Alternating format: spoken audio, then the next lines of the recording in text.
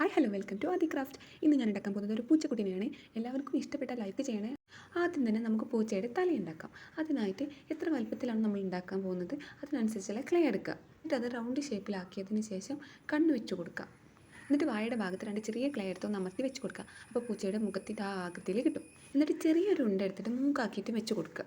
ഇനി നമുക്ക് ചെവി വെക്കാം. അതിനായിട്ട് അവിടുത്തെ കുറച്ച് ക്ലേ ഒഴിവാക്കിയതിന് ശേഷം രണ്ട് ചെറിയ ഉണ്ട എടുത്തിട്ട് ത്രികോണാകൃതിയിലാക്കുക. എന്നിട്ട് അത് നമ്മൾ ഒഴിവാക്കിയ ക്ലേ ഇല്ലേ അവിടെ വെച്ച് കൊടുക്കുക. അങ്ങനെ രണ്ട് സൈഡിലും വെച്ച് കഴിഞ്ഞാൽ നമ്മുടെ പൂച്ചയുടെ തല റെഡിയായി.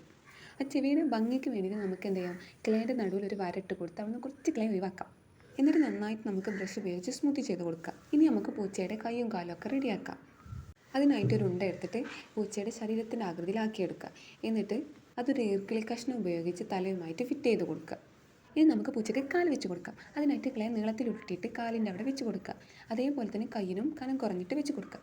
ഇതിൻ്റെ മുന്നത്തെ വീഡിയോസിൽ ഞാൻ പപ്പയുടെ കയ്യും കാലും വെച്ച് കൊടുക്കുന്ന വീഡിയോ ക്ലിയർ ആയിട്ട് ഇട്ടിട്ടുണ്ട്. അതൊന്ന് കണ്ടാൽ കൂടുതൽ മനസ്സിലാവും. ഇനി നമുക്ക് പൂച്ചയുടെ വാൽ റെഡിയാക്കാം. അതിനായിട്ട് നീളത്തിൽ ഉരുട്ടിയിട്ട് വാലാകൃതിയിലാക്കിയതിന് ശേഷം ബാക്കിലോട്ടിച്ച് കൊടുക്കുക. നമ്മൾ എടുക്കുമ്പോൾ ക്രാക്ക് വീണിട്ടുണ്ടെങ്കിൽ അത് ബ്രഷ് ഉപയോഗിച്ച് നന്നായിട്ട് സ്മൂത്ത് ചെയ്താൽ മതി. അങ്ങനെ ഫൈനലി നമ്മുടെ പൂച്ചക്കുട്ടി ഇവിടെ റെഡി ആയിട്ടുണ്ട്. എല്ലാവർക്കും ഇഷ്ടപ്പെട്ടിട്ടുണ്ടെങ്കിൽ ലൈക്ക് ചെയ്യണം. Okay bye.